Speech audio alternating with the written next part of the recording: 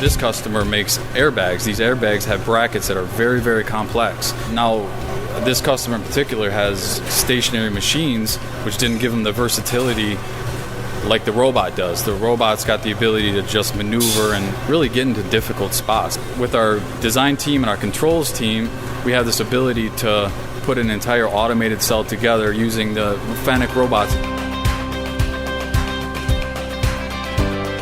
The production is going to be greater, obviously, when a robot does it, and it's going to be more precise. You eliminate the human error because the robot top point is going to be the same every time. Because of the complexity of the brackets on the part, the robot has a limited reach on a single plane. So it has 2 axes, which will allow it to flip down and turn around so that the robot can reach each bracket and or clip.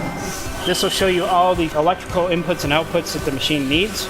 They can see what's going on and off. They can watch it while it's running.